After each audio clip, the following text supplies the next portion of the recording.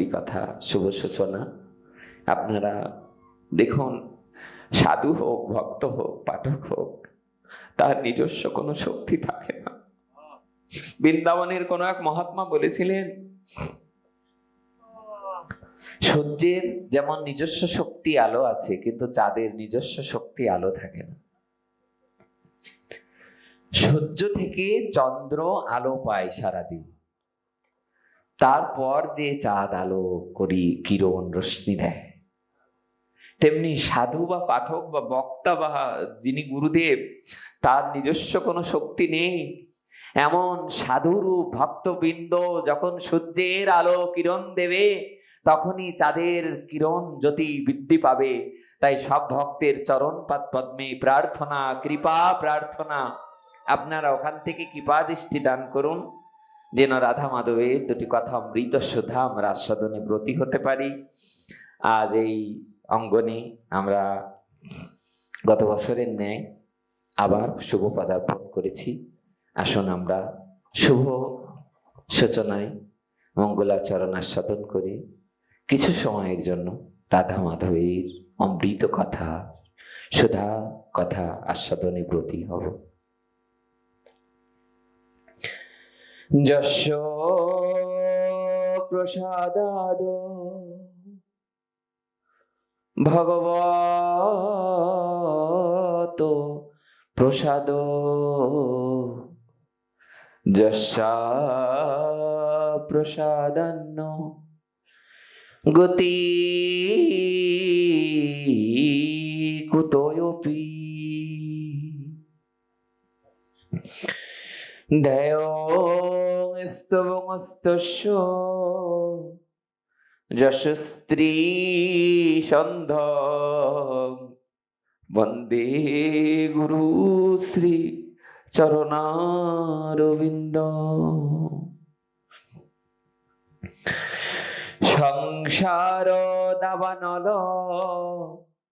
লীলক ত্রাণায় কারুণ্য ঘনা ঘনোত্তম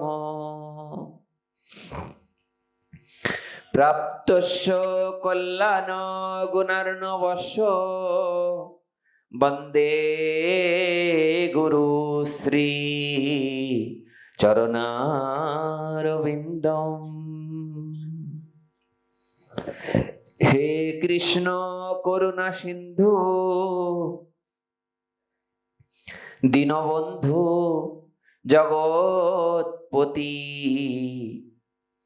গোপীশ গোপিকা কান্ত রাধা কান্ত নমস্তুতে। তপ্ত কাঞ্চন গৌরাঙ্গী রাধে বৃন্দাবনেশ্বরী বিষভানু সুতে দেবী প্রণমামি হরি প্রিয়ে। বাঞ্ছা কল্পতরুভ্যশ্চ কৃপা সিন্ধুভ্য এব চ পতিতানাং পাবনেভ্যো বৈষ্ণবেভ্যো নমো নমঃ। জয় রূপ সনাতন ভট্ট রঘুনাথ শ্রীজীব গোপাল ভট্ট দাস রঘুনাথ। এই সাই গোসার করি চরণ বন্ধন, যাহা হইতে বিঘ্ন নাশ হয় অভীষ্ট পূরণ। এই ছয় গোসাই যবে ব্রজে করলেন বাস, রাধা কৃষ্ণের নিত্য লীলা করিলা প্রকাশ। আজানুলম্বিত ভুজ কনকাবদাত সংকীর্তনৈক পিতর কমলায়তাক্ষ। বিশ্বম্বর দ্বিজবর যুগধর্ম পাল বন্দে জগৎ প্রিয় কর করুণায় অবতার। দুর্গমে পতিমে অন্ধস্য স্খলদু পাদ গতির মোহ সকৃপা যষ্ঠিদানেন সন্তু সন্তু অবলম্বন। জয় জয় গৌরাঙ্গ জয় নিত্যানন্দ জয় অদ্বৈত চন্দ্র জয় গৌর ভক্তবৃন্দ। চেত দর্পণ মার্জনং ভব মহাদাবাগ্নি নির্বাপনম শ্রেয় কৈরব চন্দ্রিকা বিতরণম বিদ্যাবধূ জীবনম আনন্দাম্বুধি বর্ধনম পতিপদং পূর্ণমৃতস্বাদনম সর্বাত্মসনপনম পরং বিজয়তে শ্রীকৃষ্ণ সংকীর্তনম। নাম নমকারী বহুধা নিজ সর্বশক্তি স্তোত্রার্পিতা নিয়মিত শরণেন কাল এতাদৃশী তব কৃপা ভগবন মমাপি দুর্দৈবমীদৃশ নিহাজনী নানুরাগ। নমো বৃন্দাবৈ তুলসী দেব্যৈ প্রিয়াঐ কেশবস্য চ কৃষ্ণ ভক্তি প্রদে দেবী সত্যবত্যৈ নমো নমঃ। জয় শ্রীকৃষ্ণ চৈতন্য প্রভু নিত্যানন্দ শ্রী অদ্বৈত গদাধর শিবাসাদি জয় গৌর ভক্তবৃন্দ। হরে কৃষ্ণ কৃষ্ণ কৃষ্ণ হরে হরে হরে রাম রাম রাম হরে হরে। নিতাই গৌর সীতানাথ প্রীতি প্রেমানন্দে গৌর হরি বল।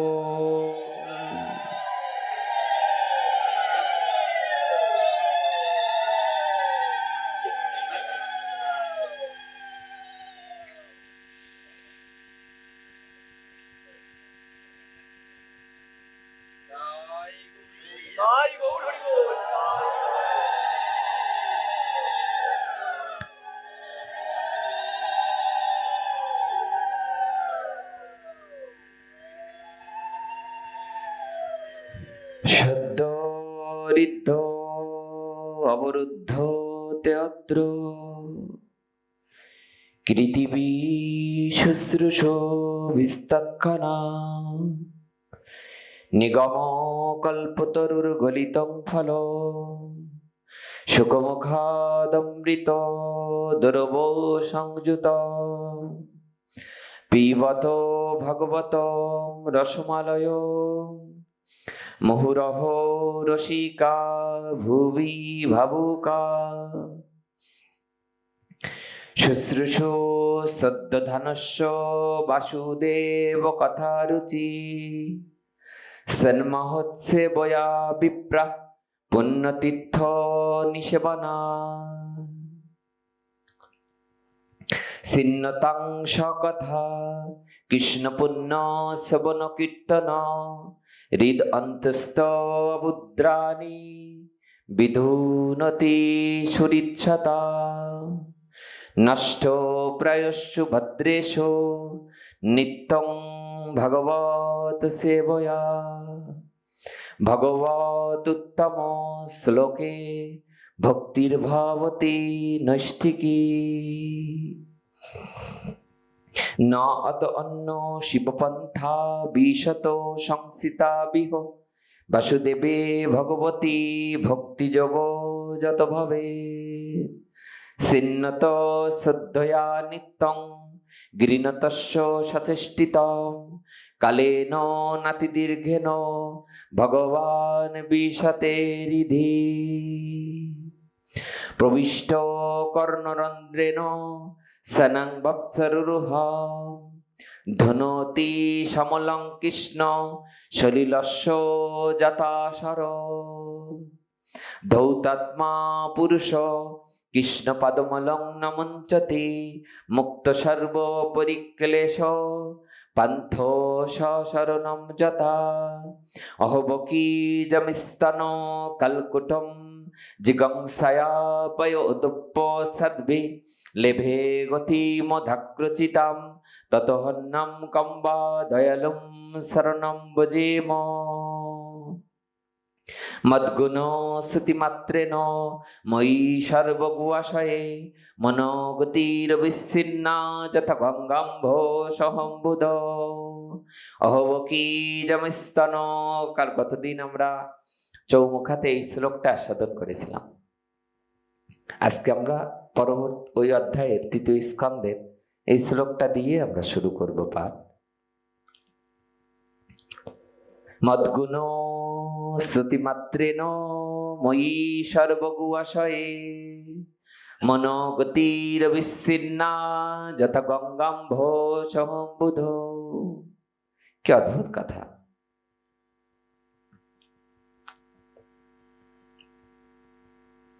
গতদিন আমরা বলেছিলাম যে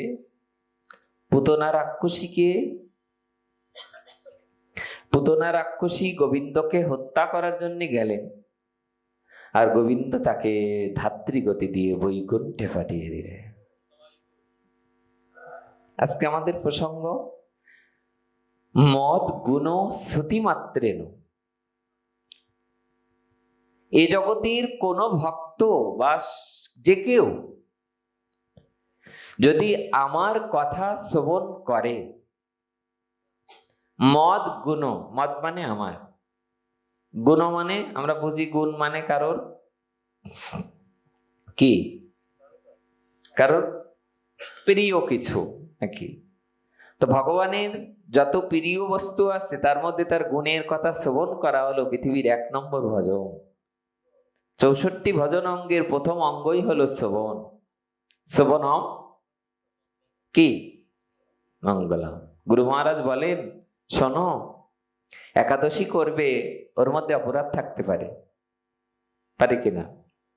যে নিয়মে যে শৃঙ্খলার মধ্য দিয়ে একাদশী করা উচিত সেখানে তোমার ত্রুটি থাকতে পারে। একাদশী করলে ত্রুটি হতে পারে, দোষ থাকতে পারে, অপরাধ থাকতে পারে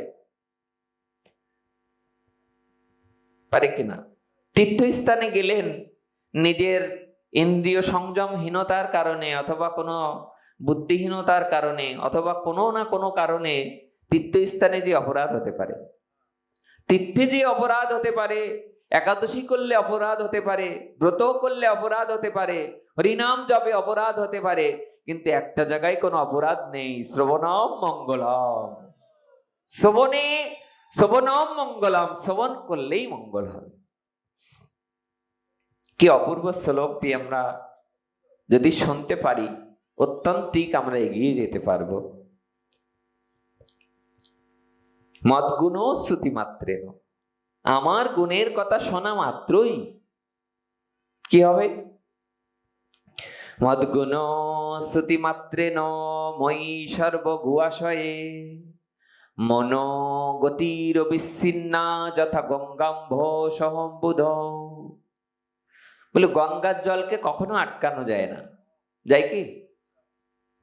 আপনি গঙ্গার মাঝখানে যদি স্নান করতে করতে আটকে দেওয়ার চেষ্টা করেন যে গঙ্গার জল আমি সব আটকে দেব, পারবেন না।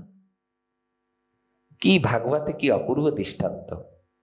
বলেন এ জগতের কেউ যেমন গঙ্গার জলকে আটকে রাখতে পারবে না, গঙ্গার জল ধীরে ধীরে ধীরে ধীরে সমুদ্রের সাথে যে মিশে যাবে, তেমনি ভাবে মদ গুণ শ্রুতিমাত্রেণ, যেই মাত্র এ জগতের কোন ভক্ত আমার গুণের কথা শ্রবণ করবে, তাকেও এ জগতে কেউ আটকে রাখতে পারবে না, সে গোবিন্দ চরণে যে মিশে যাবে। গঙ্গার জল যেমন ধীরে ধীরে সমুদ্রেই যে পৌঁছে যায়, তেমনি আমার গুণ কথা যে শ্রবণ করে সে ধীরে ধীরে গোবিন্দ চরণে যেই মিশে যায়।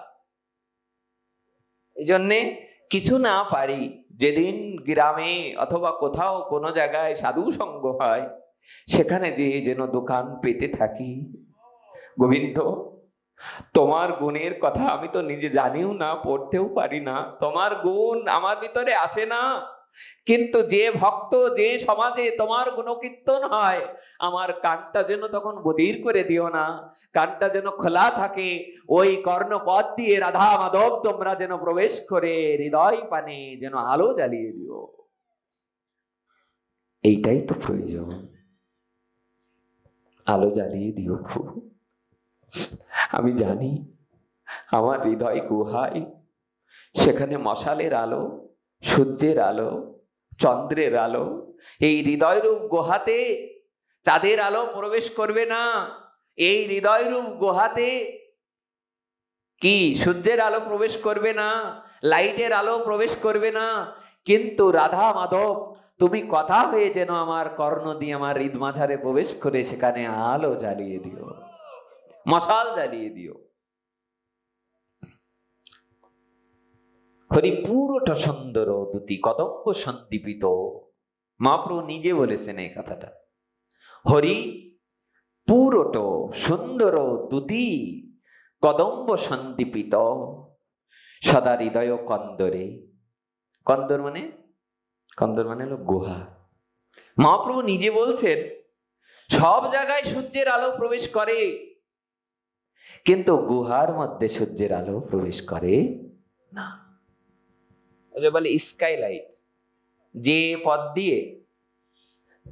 পথ দিয়ে আগ্নেয়গিরির যে লাভা আসে না, যখন অগ্নুৎপাত হয়, এটা পৃথিবীর বিভিন্ন কান্ট্রিতে আছে, আগ্নেয়গিরির যে লাভা, ওই লাভা যখন প্রস্ফুটিত হয়, এটাও মানে পৃথিবীর ভিতরই ভাগে এক সূর্য খণ্ডের মতো এক অগ্নুৎপাত হয়।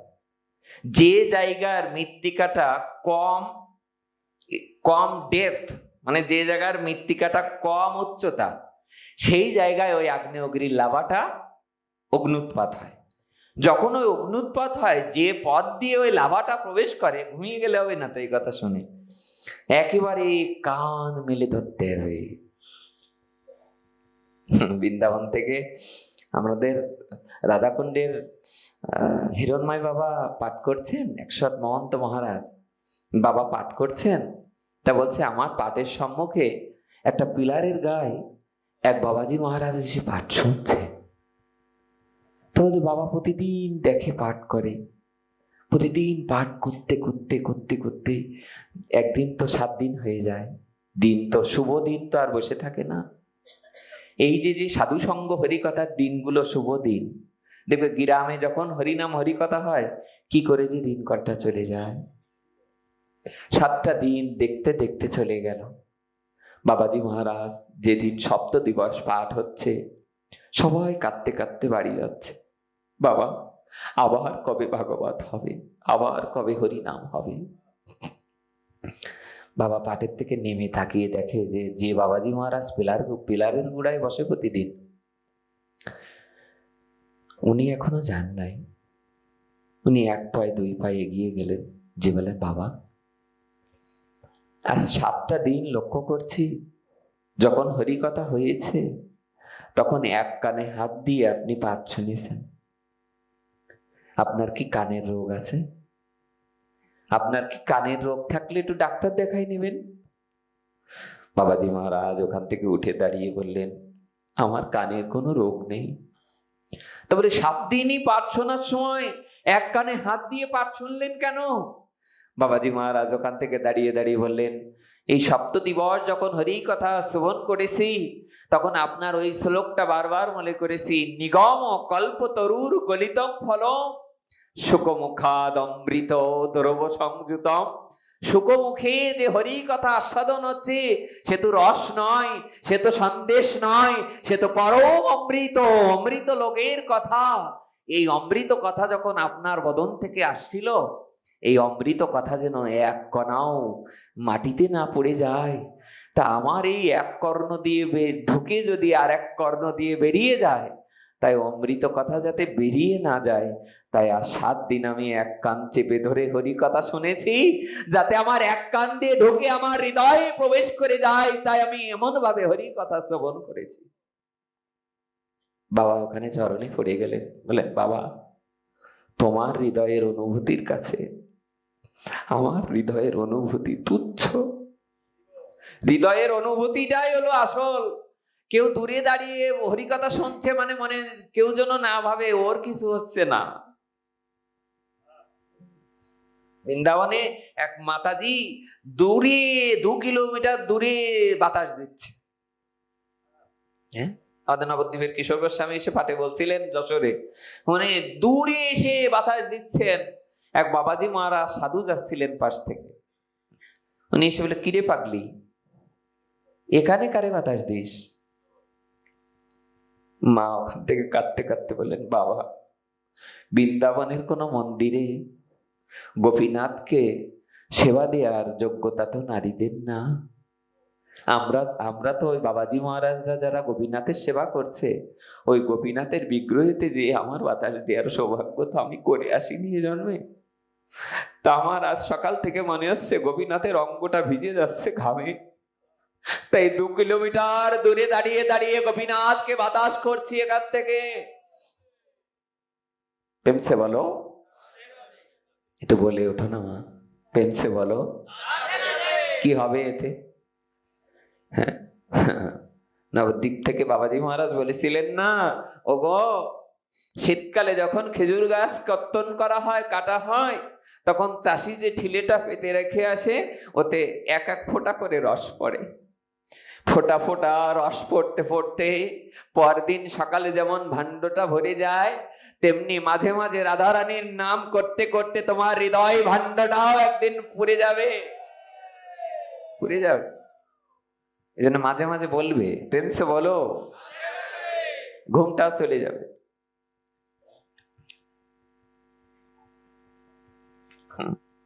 বাবাজি মহারাজ বলেন, পাগলি এখানে থাক।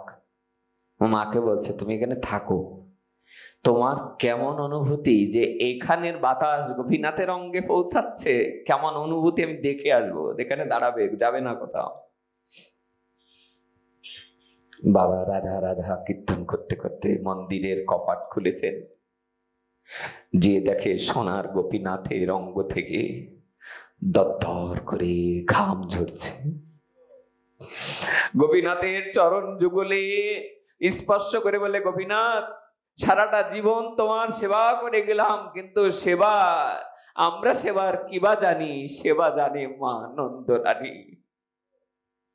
আমরা সেবার কিছু জানি না, সেবা যদি জানে ব্রজবাসী মা জানে। দৌড়াতে দৌড়াতে যাচ্ছে ব্রজবাসীর মায়ের চরণে প্রণাম করবে, দৌড়াতে দৌড়াতে গেলেন, মা মা বলে ডাকছে, কোথায় আর মা? ব্রজবাসী মা আর কোথায়? একটা কথা বলি মা, কথাটা আমার নয়, সাক্ষাৎ মহাপ্রভুর কথা। শ্রীমান মহাপ্রভু নিজ বদনে বলেছেন, শুনিয়া চৈতন্য কথা। এটা তো মহাপ্রভু বলেন নাই, যদিও মহাপ্রভু ভক্তদের দিয়ে বলিয়েছেন। বৃন্দাবন দাস ঠাকুর, যিনি কে, যিনি চৈতন্য ভাগবত লিখেছেন, অর্থাৎ ব্যাসদেব লিখেছেন ভাগবত, যা আমরা যে ভাগবত পাঠ, এই দাপরের ব্যাসদেব তিনি কলিকালে কি বৃন্দাবন দাস ঠাকুর। বলে বৃন্দাবন দাস ঠাকুর কি, তিনি কেন লিখলেন চৈতন্য ভাগবত? কারণ উনি জানেন যে দাপরের ভাগবতের সাথে যদি মহাপ্রভুকে যুক্ত করে দেয়া যায় চৈতন্য ভাগবত, তাহলে মহাপ্রভুকে এর সাথে যোগ করে দিতে পারলে, তাহলে রাধা গোবিন্দের সাথে শ্রীমান মহাপ্রভু এসে গেলে জগৎজীবের কল্যাণ। বেমসে বলো, বাহ। শুধু কি হরি সঙ্গ, হরি নাম, হরি কথা, সাধু সঙ্গে আসলে শুধু কি কর্ণ দিয়ে যায় তাই কি? আরে নয়ন্ত ভক্ত দর্শন করে, নয়ন্ত তুলসী দর্শন করে, নয়ন্ত গোবিন্দ দর্শন করে, নয়ন দিয়ে যখন প্রেমাশ্রু বর্ষিত হয়, কোটি কোটি জন্মের পাপ তার ধুয়ে মুছে যাও। এই জন্যই তো সাধু সঙ্গ, এই জন্যই তো হরি কথা। প্রেম সিন্ধু গোরা রায়, নিতাই তরঙ্গ তাই, করুণার বাতাস চারিদিকে। বাবাজি মহারাজ দৌড়াতে দৌড়াতে আসলেন। এসে যে ব্রজবাসী মা যেখানে দাঁড়িয়েছিল ওখানে এসে দেখলেন কেউ নেই। আসলে উনি কে ছিলেন? উনি কি নন্দরানী না রাধারানী? কে ছিলেন? উনি ওখানে এসে চরণ ধুলিতে গড়াগড়ি দিতে লাগলেন, ধুলা মাখো মাখরে এই না ভোজের ধুলা। যেন অনুভূতি তো সবার একরকম নয়। শুনিলেই চৈতন্য কথা ভক্তি লব্ধ হয়, বুঝে বা না বুঝে কেহ। আর কত সহজ করে দেবে মহাপ্রভু? বুঝে বা না বুঝে কেহ, যদি কেউ নাও বোঝে তার জন্য মহাপ্রভু বলছে, ওগো বোঝো না হরি কথা, প্রয়োজন নেই। শুনিতে শুনিতে সে হো কৃষ্ণে উপজয়ে প্রীতি, শুনিলেই বড় হয় হিত। যেই শুনবে তার মঙ্গল হবে। তব কথামৃত তপ্ত জীবন। রাধারানী বলছে, ওগো ললিতা,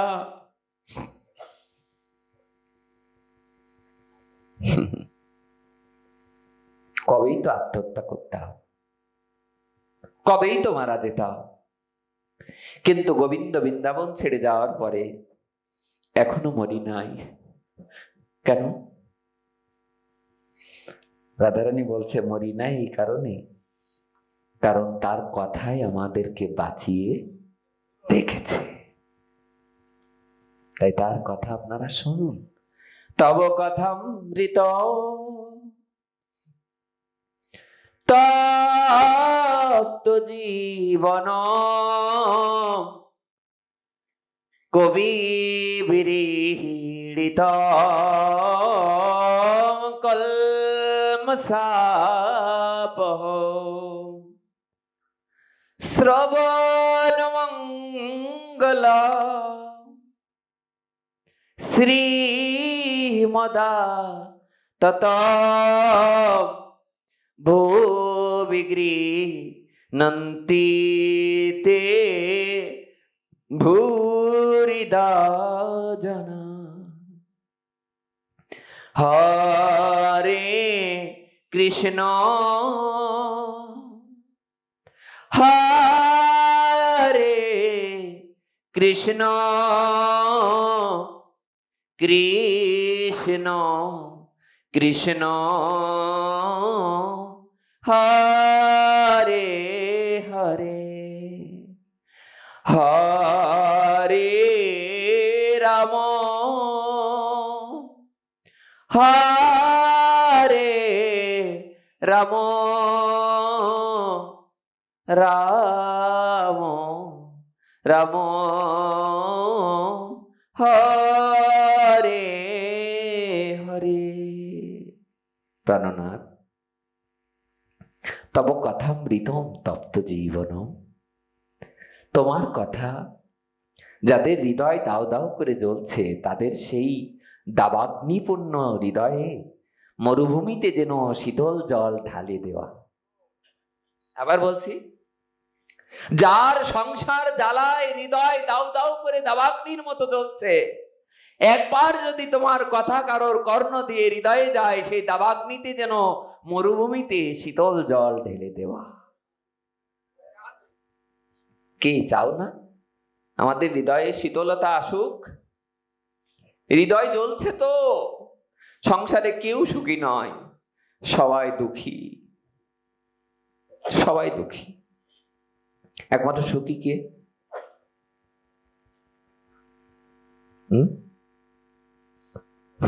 সুখী কে? নিতাই চাঁদ বলেছিলেন শিবা সঙ্গনে, আমরা এবারও গিয়েছিলাম। নিত্যানন্দ প্রভু শিবা সঙ্গনে গিয়েছেন, এখনো কালের স্রোতে ভেসে যায়নি সেসব জায়গা। যারা নবদ্বীপ গিয়েছেন যারা সেবা সঙ্গনে গিয়েছেন। আমার খুব মনে আছে, গৌতম দার সাথে আমাদের এক ভাইপো গিয়েছিল এইবার। তা দেখি মহাপ্রভুর জন্মস্থানে আমাকে ফোন করেছে ওখান থেকে, ভিডিও ফোন। তবে দেখি যে গৌতম দা মহাপ্রভুর জন্ম ভিটার পরে বসে বসে কাঁদছে, ঝরঝর কাঁদছে। আমি এপার থেকে বারংবার মনে মনে চিন্তা করছি যে যে ভক্ত মহাপ্রভুর জন্মস্থানে যে নিত্য নিরন্তর ঝরঝর নয়নের জলে ধুয়ে দিচ্ছে বাটি, সে কত জন্মের ভাগ্যবান। সে কি একদিনের ভাগ্যবান? সে কি একদিনের ভাগ্যবান যার গৌরঙ্গ বলিতে হবে পুলকোচরী, হরি হরি বলিতে হবে, হরি হরি বলিতে নয়নে পাবেনি।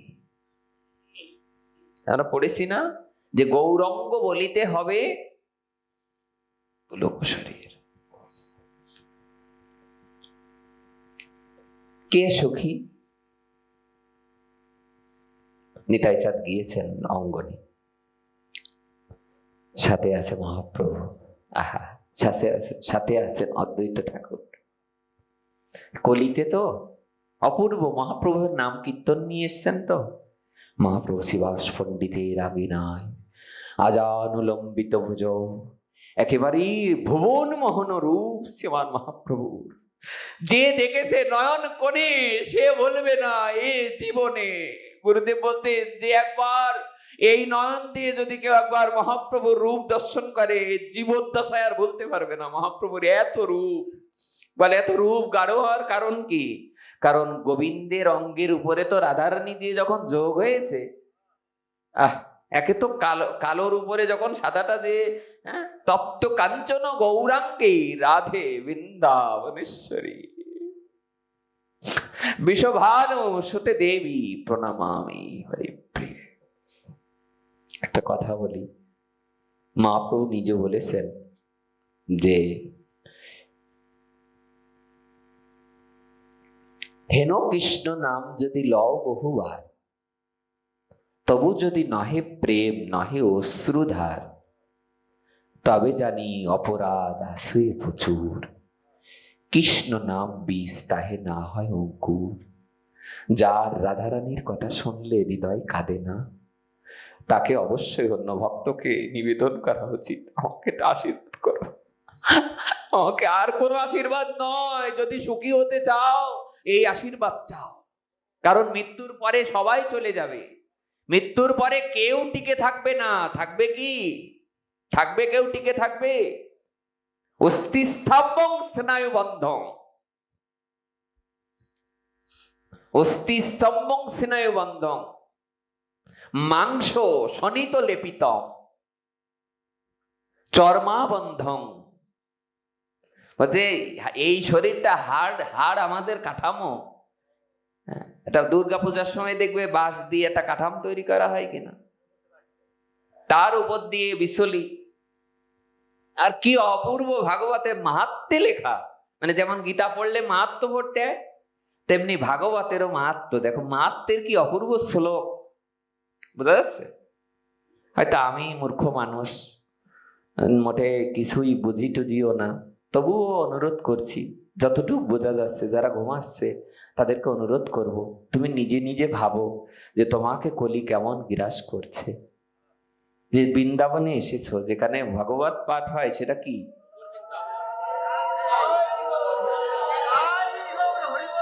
হ্যাঁ, তুই নিজে নিজে ভাবো। তোমাকে আমরা বলছি না যে তুমি জেগে থাকো। হ্যাঁ, কালকেও দেখি যে দাদাজি মহারাজ, আমরা গিয়েছিলাম রাত্রে, তা মা সামনে কয়েক মা ঘুমাচ্ছে, বারংবার বলছে ঘুমিও না, ঘুমিও না। আমি বলছে ঘুমাও। নিজের বিবেকের কাছে বাড়ি যেটা প্রশ্ন করো যে আমাকে কলি কেমন গিরাস করেছে, যে শ্রীধাম বৃন্দাবনে এসে যে এইখানে নাম সংকীর্তন হয়, এ তো মহতেরই কথা। এ তো মহন্তের, শুধু মহন্ত নয়, এটা তো গ্রন্থের কথা, যে যেইখানে হয় নাম সংকীর্তন সেই তো নিত্য নবদ্বীপ, সেই তো মধুর বৃন্দাবন। বৃন্দাবনে এসে কার নাম উচ্চারণ করতে? রাধা রাধা রাধা করতে হয় কিনা? সেখানে এসে যদি আমরা ঘুমিয়ে যাই তাহলে বোঝো ঠেলা পেয়েছে বলো। তাহলে কি পরিমাণ গ্রাস করেছে আমাদের চিন্তা। বাহ, ট্যাবলেট দেব বলছে, ট্যাবলেট দিতে। শ্যামসুন্দর বাবা পাঠ করতে কীর্তন করতে গিয়েছেন।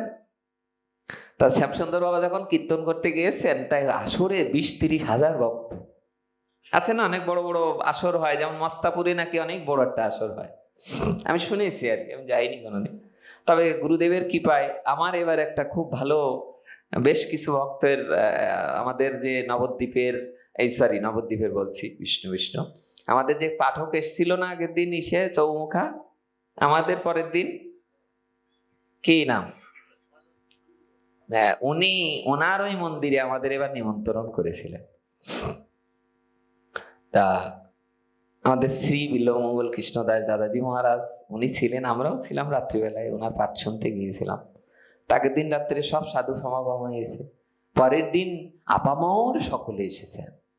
শুধু যে সাধুরা ভক্তরা এসেছেন তা নয়, একেবারে আবালবৃদ্ধ বনিতা আপামর সবাই এসেছেন। তা আমি ওনাকে বললাম যে কত ভক্তের আয়োজন? তা বলে মানে উনি বললেন যে 10,000 প্লেট লেগেছে। তা আমি অবাক হলাম, হরি কথায় যখন এত ভক্ত সমাগম হয় কি যে আনন্দ লাগে। আসলে যদি এত ভক্ত হয়, সাধু হয়, এর হৃদয় ভরে যায়। জয় পতাকা স্বামী মহারাজের গুরুদেব কি নাম? অভয় চরণারী ভক্তি বেদান্ত স্বামী মহারাজ। উনি যখন একবার আমেরিকায় পাঠ করছেন, উনি পাঠ করতে করতে ভক্তদের বলেই ফেললেন যে আসরে 10,000 ভক্ত হয়, 20,000 ভক্ত হয়, মানে বাবা উনি প্রভুপাদ বলছেন যে আসরে 10-20 হাজার ভক্ত হয়, সেই আসরে যাওয়ার পরে আমার এমনি চোখে জল চলে আসে। অপূর্ব কথা। জয় পতাকা স্বামী মহারাজজির, ওনার শ্রী গুরুদেবের নিজ বোধনের নিজ মুখের বাণী, যে আসরে দেখতাম 10-20 হাজার ভক্ত হতো, সেই আসরে যে আর প্রেম প্রাপ্তির জন্য অন্য জায়গায় যাওয়া লাগতো না, এমনি নয়নঙ্গলদশ্রুধারয়া বদনং গদগদরুদ্ধয়া গিরা পুলকৈনি চিতং বপু তব নাম গ্রহণে ভবিষ্যতি। হে নাথ, কবে তোমার নাম করলে নয়নে দুফোঁটা প্রেমশ্রু বরিচিত হবে? কবে তোমার নাম গ্রহণে আমার কণ্ঠ গদগদ হবে? কবে হবে আমার? এই কথা মহাপ্রভু বলছেন। আহা, প্রেমসে বলো। অপূর্ব পরিবেশ। আমি আপনাদের কাছে এরকম মনে হয়, যদি আমার চামড়া দিয়ে আপনাদের জুতো বানিয়ে দিই, তবু মনে হয় এই ঋণ শোধর নয়, এই ঋণ শোধর নয়। যারা নিত্য নিরন্তর ভগবানের নাম শ্রবণ কীর্তন করে, তাদের চেয়ে ভাগ্যবান এই জগতে আর কেউ নেই। তুলসীদাস গোস্বামী নিজে বলছেন, অনেক দামি গাড়ি, দামি বাড়ি, সুন্দরী নারী যার বাড়ি আছে, তিনি ভাগ্যবান নন। বিচার করে গোস্বামী বলছেন, যিনি রামচরিত মানস লিখেছেন, গোস্বামী বলছেন এ জগতে যার দামি বাড়ি, দামি গাড়ি, সুন্দরী নারী যার গিরিয়ে আছে, তিনি ভাগ্যবান নন। এ জগতে তিনি ভাগ্যবান যার জীবনে সাধু সঙ্গ মিলে যায়, যার জীবনে হরি কথা মিলে যায়, ভক্ত সঙ্গ মিলে যায়, তিনি ভাগ্যবান। ঠাকুর ছোট্ট একটা মেয়েকে দেখছি প্রতিদিন জল এনে দেয়, কেউ আমাদের বাড়ি কাজের মেয়ে। ও, এই সাধু সঙ্গে যত জল সব ওই মেয়েটা এনে দেয়, ওকে একটু ডাকো না। নিত্যানন্দ প্রভু 1 পায়ে 2 পায়ে এগিয়ে গেলেন মেয়েটার কাছে, আমি আসছি। কে মা তুই? পাশে শ্রীবাস ঠাকুর দাঁড়িয়ে আছে, মহাপ্রভু দাঁড়িয়ে আছে, পাশে আছে হরিদাস ঠাকুর গদাধর পণ্ডিত, আছে হরিদাস ঠাকুর জগদানন্দ পণ্ডিত, আছে অন্যান্য নবদ্বীপের ভক্তবৃন্দ, আচার্যবৃন্দ। কে তুই মা? ছোট্ট মেয়েটা উত্তর দিচ্ছে, প্রভু আমার কেউ নেই সংসারে, আমার সবাই মারা গেছে, আমার মা বাবা, আমার পরিবারে কেউ নেই, আমি একা। তাই তো পরের বাড়ি, আমি পরের বাড়ি কি কাজ করি। নিত্যানন্দ প্রভু বললেন, তোমার নাম কি? মেয়েটা এসে বললেন, আমার নাম দুঃখী। গ্রামবাসীরা, নবদ্বীপবাসীরা, শান্তিপুরবাসী আমাকে দুঃখী বলে ডাকে। নিত্যানন্দ প্রভু এই কথা শোনার পর ওনারা তো সদা কাঁদতেন। থির নাহি হয় প্রভুর নয়নের জল, ছল ছল করে আখি নয়নের জলে। গড়াগড়ি যায় প্রভু নিজ সংকীর্তনে। আমরা কবে গড়াগড়ি দেব? নরোত্তম ঠাকুর বলছেন যে কলিকালে খেলিবার, কলিকালে চৈতন্য অবতার খেলিবার প্রবন্ধে কইল খোল করতাল। এবার খেলার জন্য খোল করতাল নিয়ে এসেছে। গড়াগড়ি যায় প্রভু নিজ সংকীর্তনে। আর চৈতন্য মহাপ্রভুর কথা শুনলে কে না দাঁড়িয়ে যাবে? আর ধ্রুব সনাতনের কথা শুনলে কার না হৃদয়ে পুলক হবে? কারণ মহাপ্রভু যে কথা কলিকালে, অন্যান্য যুগে, সব যুগে ভগবান সকাল সকাল আসেন নাই, সন্ধ্যায় এসছেন। আজকে যখন আমরা রাত বিরাত আসি, উঠতে উঠতেও দেরি হয়েছে, মানে 6:30 7টার সময় উঠছি। উঠার পরে দেখি কালকে একটা অনুষ্ঠান আছে, কালকে না পরশু দীপানি বাড়ি, ওখানে আমার বাবাই যাবে। আমাদের দুইজনের পাঠ, অনন্ত বাবা আর আমার। ওই বাড়ির লোক আমাদের বাড়িতে এসছে, তা এসে বলছে কি একটা কথা বলতে এসছি, তা যদি একটু। তাই বলে আসুন আসুন বলেন। তিনি বলছেন যে আমার কেমন আনন্দ লাগছে, বাড়িতে অনুষ্ঠান হবে। এর আগেও যত অনুষ্ঠান হয়েছে তখন তো এত আনন্দ লাগতো না। বলে 2 মাস ধরে শুধু ভাবনা করছি কবে আমাদের বাড়ি ভক্তরা আসবে, কবে গুরু মহারাজ আসবে, কবে সাধুরা আসবে। তা আমি ওনাকে বলছি কি, বাবা তুমি তো ভাগ্যবান শুধু নাও, তুমি যে এই যে চিন্তা করছো এটা তো বোঝো ভাব। তুমি যে চিন্তা করছো গ্রামে অনুষ্ঠান বা বাড়ি অনুষ্ঠান, নিরন্তর ভাবছো সাধুকে কি প্রসাদ পাওয়াবো, কি দয়া কলা খাওয়াবো, নাকি কলার মোচা খাওয়াবো, নাকি কচু শাক খাওয়াবো, এটা তো তোমার ভাবনা। যে আমি নিম্ব বেগুন খাওয়াবো কিনা। মহাপ্রভু নিম বেগুন পছন্দ করতেন, বেগুন দিয়ে নিম দিয়ে তার রসা পেপসে হলো। মহাপ্রভু হেলাঞ্চ শাক পছন্দ করতেন,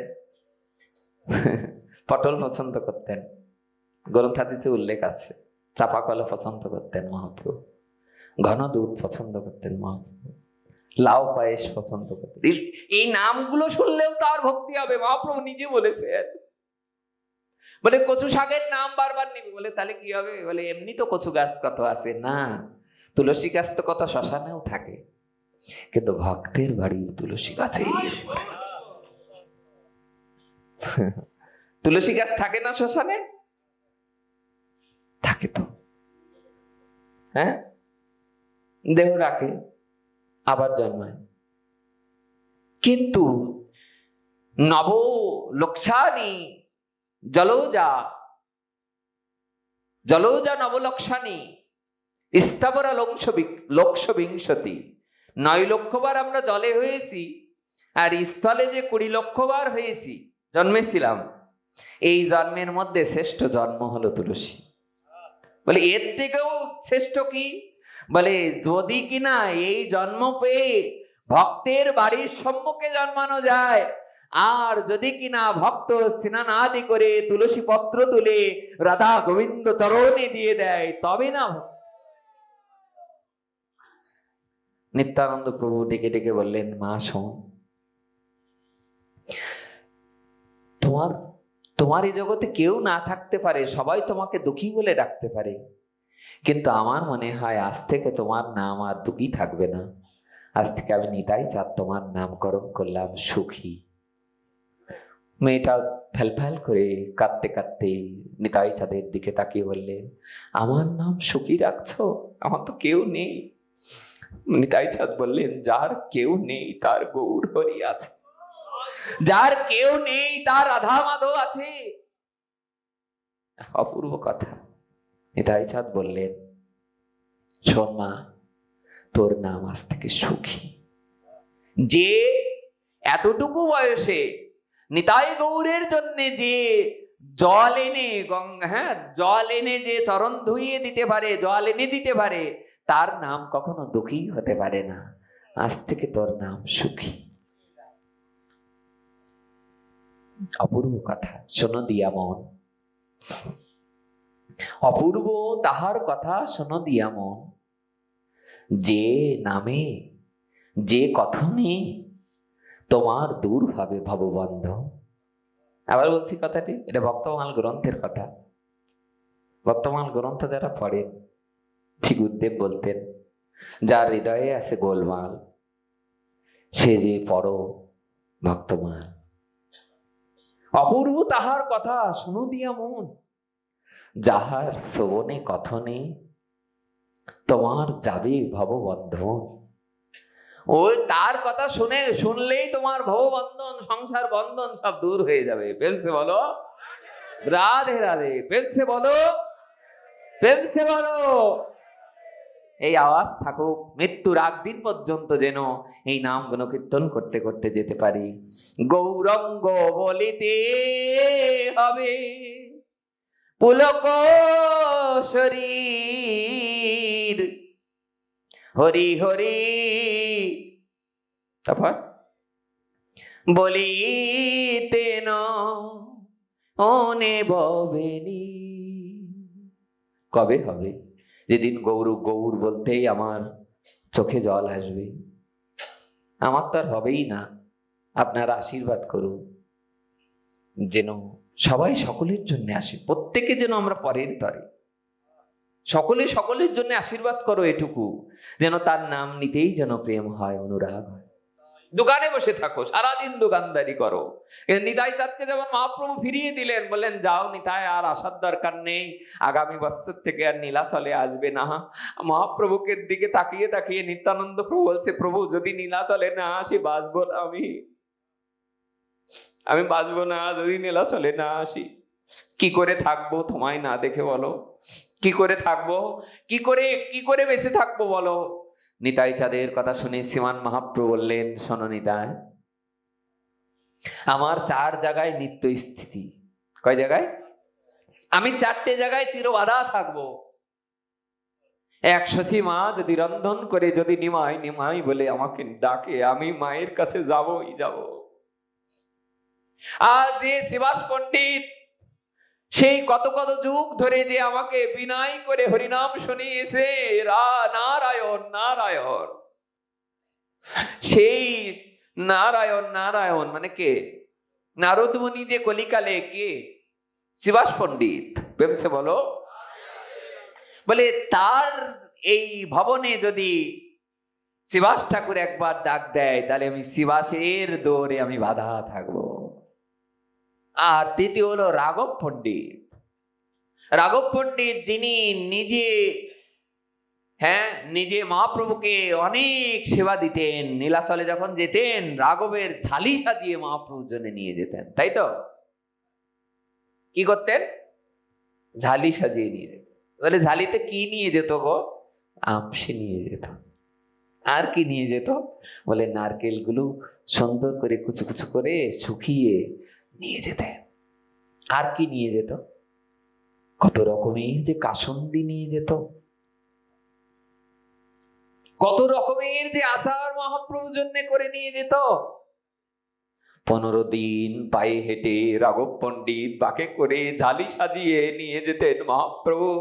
যেই মাত্র 18 নালা পার হয়ে নীলাচলে ভক্তরা যেত, মহাপ্রভু হুঙ্কার গর্জন করতে লাগতেন যে আজ দেখো নবদ্বীপের শান্তিপুরের ভক্তরা এসেছে, মহাপ্রভুর আর আনন্দ ধরে না। আমার মা আসেনি, আমার মা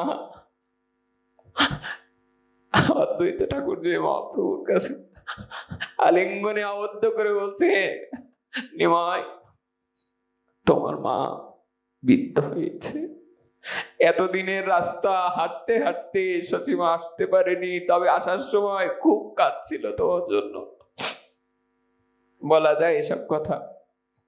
যখন চৈতন্য লীলা পড়বে তখন দেখবে, যেখানে বসেই পড়বে, যারা পড়বে দেখবে তার এমনি হৃদয়টা নির্মল হতে থাকবে।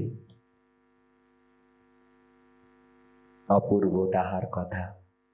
কি দিয়ে শুনতে বলেছে? শুনো দিয়া মন, যাহার শ্রবণে হয় পাপ বিমোচন। আহ, অপূর্ব কথা, খুব ভালো লাগলো, খুব শান্তি পাচ্ছি। মহাপ্রভুর কথা বললে খুব আনন্দ লাগে।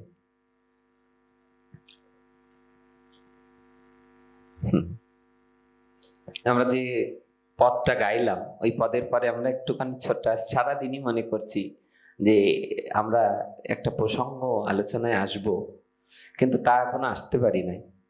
আমরা এখন আলোচনা করছি, সারাদিনই মনে মনে ভাবছিলাম একটা প্রসঙ্গে আলোচনায় আসব। শ্রীমান মহাপ্রভু একবার কাশিতে গেলেন, ভালো লাগছে না? ছেড়ে দেব, একটু বলি। শ্রীমান মহাপ্রভু যখন মণিকর্ণিকার ঘাট নামে একটা ঘাট আছে কাশীতে, পেন্সে বলো, অনেকে ঘুমিয়ে যাচ্ছে, শীত তো, পৌষ মাসের ঠান্ডা, এই মাসেই তো মহাপ্রভু চলে গেছিলেন। কোন মাসে গিয়েছিল মহাপ্রভু? এই পৌষ মাস যাওয়ার দিন গেছিল মহাপ্রভু। জানো মা, খুব ইচ্ছা করছে, আজকে আমি ভাইয়ের সাথে বলেছি, ভাই এই মাসগুলোতেই তো মহাপ্রভু চলে গেছিলেন, এই মাঘ মাসেই তো বিষ্ণুপ্রিয়ার আবির্ভাব তিথি, মাঘ মাসেই তো আমার অদ্বৈত ঠাকুরের শুভ আবির্ভাব, ফাল্গুন মাসেই তো আমার নিতাই চাঁদের শুভ আবির্ভাব, ফাল্গুন মাসেই তো আমার মহাপ্রভুর শুভ আবির্ভাব। তো এই 2 মাস চলো না, আমরা শুধুমাত্র বিষ্ণুপ্রিয়া, অদ্বৈত ঠাকুর আর নিতাই চাঁদ আর মহাপ্রভু, এর আলোচনার বাইরে একটা কথাও বলা যাবে না, যাবে না, যাবে না। পেন্সে বলো, আপনারা আশীর্বাদ করবেন যেন আমরা তাই করতে পারি। মোর যেন কি, যখন তুলসী বন্দনা গাও তখন কি বল? দীন কৃষ্ণ দাসে কয় মোর যেন, অথবা এই যেন মোর হয়। দীন কৃষ্ণ দাসে কয় নাকি নম নম তুলসী শ্রীকৃষ্ণ প্রেয়সী, রাধা কৃষ্ণের চরণ পাব এই অভিলাষী। বলি যে তোমারে শরণ লয় তার বাঞ্ছা পূর্ণ হয়, কৃপা করে করো তারে বৃন্দাবনবাসী। হ্যাঁ, নম নম তুলসী, অপূর্ব কথা, কি আনন্দ পাচ্ছি জানেন। দেখবেন আমাদের শ্রী বিল্লমঙ্গল কৃষ্ণদাস দাদাজি মহারাজ যখন পাঠ করে, অনেকদিন আমাকে বলেছে পাঠেতে নেমে, আমাকে বলছে জানো, যখন পাঠ হয় তখন মনে হয় আমরা অন্য কোনো লোকে আছি, কোথায় আছি রে বুঝতে পারি না। তা আমরা যেন একটু বেশি সময় পাঠের মধ্যে থাকতে পারি। কার ভালো লাগে না এরকম 2-1 থাকতেই পারে। যার আয়নাটা পরিষ্কার হয়নি তার মধ্যে কি নিজের ছবি দেখা যায়? আরে কারেন্টে যদি তারের সাথে সংযোগ না থাকে আলো জ্বলবে কি? তা আমার তো সংযোগ নেই, তাই তো ভালো লাগে না। আমার তো প্রাণনাথের কথা ভালো লাগে না, বলে কেন? আমার তো সংযোগ নেই। সংযোগ হোক, আমাদের আমাদের সংযোগ হোক। মহাপ্রভু কাশীতে গিয়েছেন, মণিকর্ণিকার ঘাটে স্নান করে মহাপ্রভু উঠেছেন, পাশেই ছিলেন অচ্যুতানন্দ। ইনি আর কেউ নয়, ইনি অদ্বৈত ঠাকুরের বড় পুত্র। 6 পুত্রের মধ্যে ইনি জ্যেষ্ঠ পুত্র। মহাপ্রভু অত্যন্তিক ভালোবাসতেন এই ছেলেটাকে। অদ্বৈত ঠাকুরের এই পুত্রকে অত্যন্তিক ভালোবাসতেন, খুব ছেলে বলতেন। মহাপ্রভু মাঝে মাঝে নিয়েও বেড়াতেন। এমন কি আপনারা জানেন, মহাপ্রভু যখন একা বৃন্দাবনে গিয়েছিলেন, একা তো না, সাথে আর একজন ছিল। যদিও কোনো কোনো জায়গায় আমি দেখেছি আলাপ আলোচনায় 2 জনের কথা অনেক জায়গায় উল্লেখ পাওয়া যায়, তবে আমি পড়েছি গ্রন্থে একজন ছিলেন। কি নাম? না, ব্রাহ্মণ ছিলেন উনি, বলভদ্র ভট্টাচার্য। ভট্টাচার্য মানে কি? ব্রাহ্মণ। তাও নিতাই চাঁদ অনুরোধ করেছিলেন, আপনি একা যাবেন না, আপনি একা যাবেন না বৃন্দাবনে। মহাপ্রভু বলছে কেন একা গেলে? আরে বৃন্দাবনে একাই যেতে হয়, আমাকে রূপ সনাতন বলেছে। আমাকে সনাতন গোস্বামী বলেছে রামকেলি গ্রাম থেকে যে এ নয় বৃন্দাবন যাত্রার পরিপাটি, যার সঙ্গে চলে এই ভক্ত লক্ষ কোটি। যার সঙ্গে কোটি কোটি ভক্ত চলে সেটা বৃন্দাবন যাত্রার পুরো পরিপাটি নয়। বৃন্দাবনে একাকী যাইবা নতুবা সঙ্গে একজন, তবে সে সবই বৃন্দাবনের গমন। তবে তো তুমি বৃন্দাবনে যে রাধারানীর সেই বার্তা শুনতে পারবে, প্রাণ গোবিন্দের সেই বংশীধ্বনি শ্রবণ করতে পারবে, তবে তো তোমার করুণা হবে। নিতাই চাঁদ সেদিন অনুরোধ করেছিলেন, তুমি যখন একা একা যাবে, তুমি যখন একা একা যাবে,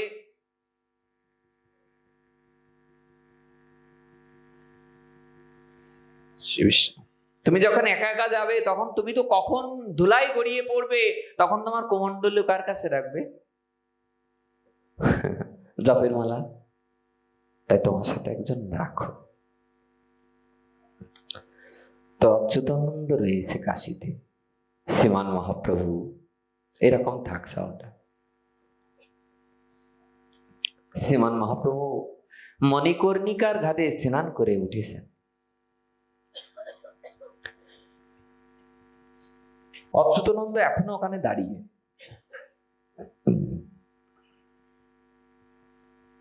এক দিগম্বর সন্ন্যাসী ওই পথ দিয়ে যাচ্ছিলেন। দিগম্বর কারা? যেমন এই যে আর কদিন পরে কুম্ভ হবে, কুম্ভ মেলা, যেখানে লক্ষ লক্ষ সাধু সমাগম হবে। আমাদের 108 মহন্ত শ্যামসুন্দর দাস বাবাজি মহারাজ আপনাদের এই অঞ্চলে এসেছিলেন মাঝে। ডাক নাম সবাই চেনে, সুবল দাদাজি নামে পরিচিত। তিনি কুম্ভে এখন পরিপাটি করছে, একেবারেই ট্রাকে করে চাল নিয়ে যাচ্ছে। শ্রী গুরুদেবের সেই সেবাটা উনি ধরে রেখেছে। বড় গুরুভ্রাতা, গুরুদেবের সমতুল্য। সেই কুম্ভে যেমন অনেক নাগা সন্ন্যাসীরা আসে, একেবারে দিগম্বর, দিগ্বসনা, যাদের অঙ্গে কোনো বসন, ওই এক দিগ্বসনা দিগম্বর সন্ন্যাসী মণিকর্ণিকার ঘাটের পাশে এসে দাঁড়িয়ে এইটা বলে আমরা নামায় পাঠ বিশ্রাম রাখবো। আপনারা যেহেতু যদিও কবি গীত গাইতে বলছে, আচ্ছা একটা দুটো গাইবো গাইবো, ঠিক আছে গাইবো। দেখো কত বয়স হয়ে গেছে, তাও এখনো কোনো কার্পণ্য নেই যে বাড়ি যেতে হবে বা অসুস্থতা। বাহ, হ্যাঁ আমাদের টেনশন আছে। জয় রাধা রানী কে। উনি এসে অচ্যুতানন্দকে বলছেন যে আমি একটা কথা বলবো মনে করছি আজ কদিন ধরে, তা তো বলতেও পারছি না। আমার একটা কথা আছে এই যে তোমরা যে গৌরকে মানে গৌরাঙ্গকে যে ভগবান ভগবান করো বলো, আমার এটা খুব একটা ভালো লাগে না আসলে। পেন্সে বলো, দেখো যিনি এত বড় সন্ন্যাসী তিনি এসে মহাপ্রভুর বিরুদ্ধে কথা বলছে। মাথাটা নিচু করে বললেন, মুখ সামলে কথা বলবেন। আমার মহাপ্রভুর নামে কিছু বললে আমি কিন্তু ছেড়ে দেব না। মানে তাই তো, বেদ পাঠ করে না, ব্রাহ্মণ হয়ে সে গ্রন্থাদি পড়বে, শান্ত হবে।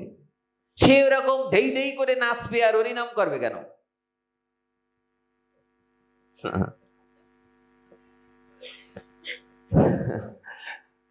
উনি ওনার সাথে কথোপকথনে বললেন যে আপনার ভুল হচ্ছে, আমার গৌরাঙ্গ মহাপ্রভুই সাক্ষাৎ শ্রীকৃষ্ণ ভগবান, তিনিই সাক্ষাৎ রাধারানী। তো বললে তাহলে প্রমাণ দাও। তা বললে উনি তখন বলতে লাগলেন, ঈশ্বরে কৃপালেশ হয়তো যাহারে, সেই তো ঈশ্বর তত্ত্ব বুঝিবারে। বলে ঈশ্বর তত্ত্ব সেই বুঝতে পারবে যার গোবিন্দের করুণা হবে। তাহলে যাক, বাদ দাও তুমি, আমি বুঝবো যে তিনি সাক্ষাৎ রাধারানী, সাক্ষাৎ গোবিন্দ, একটা প্রমাণ দাও আমাকে।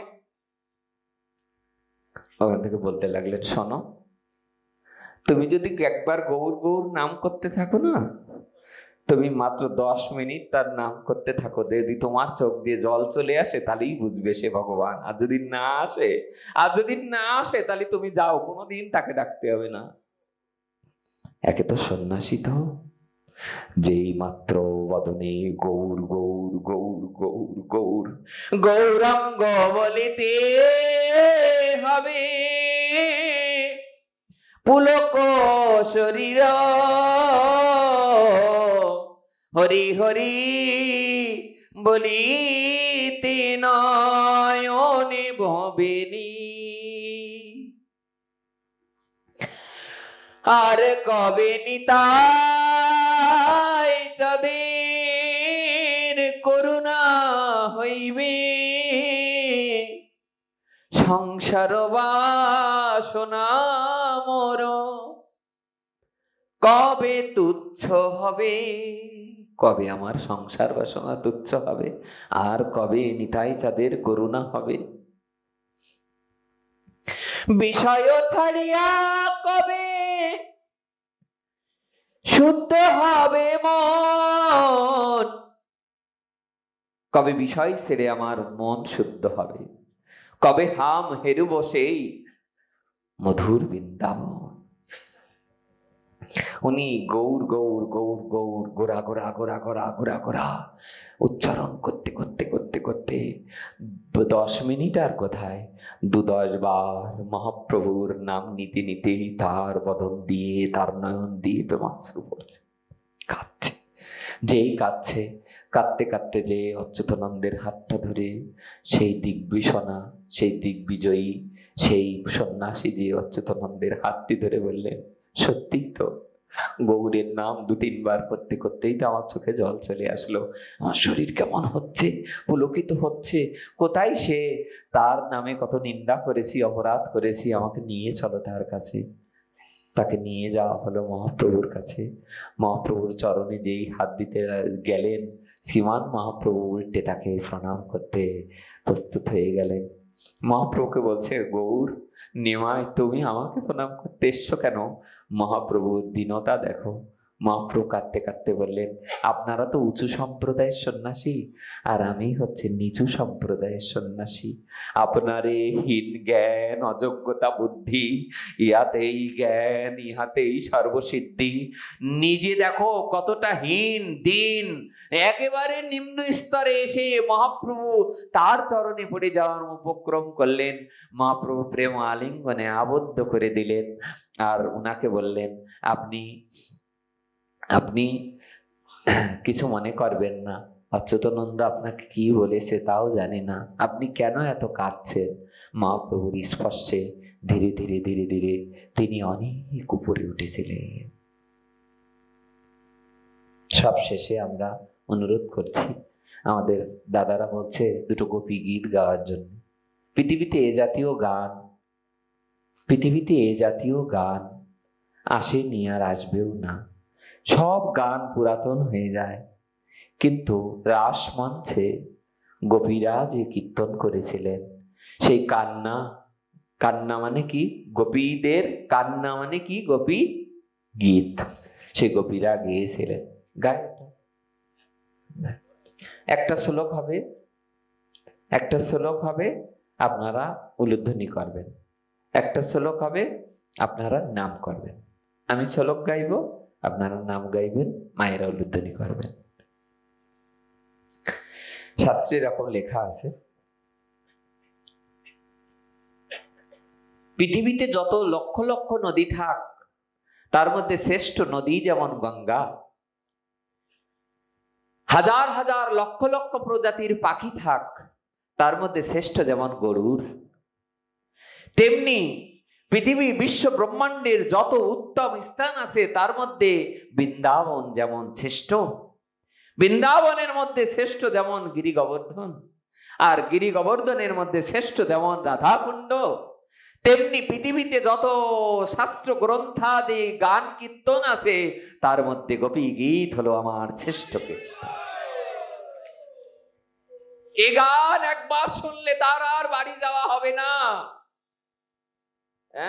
এই উলুধ্বনি, এই শঙ্খধ্বনি করে তার কীর্তনকে আপনারা তার কীর্তনকে আপনারা সম্মান জানাবেন, নাম গেয়ে আপনারা, হ্যাঁ, যারা বুঝতে পারবো না আমরা এই শ্লোক, আমরা বাংলা বলতে বললে আমরা বলে দিচ্ছি, সবাই মিলে গাইবে। হ্যাঁ, জয়তীতে অধিক জন্মনা ব্রজ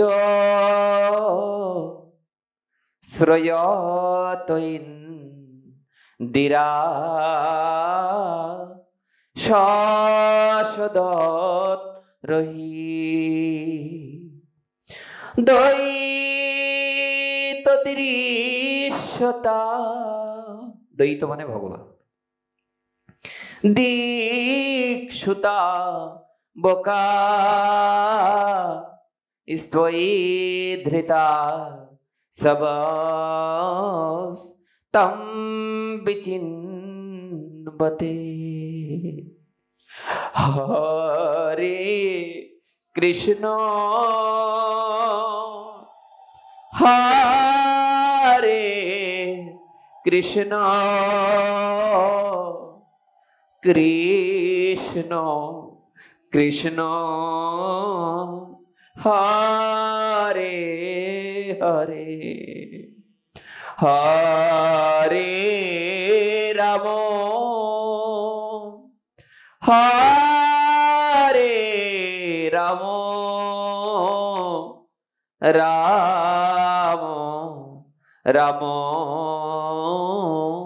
হরে হরে।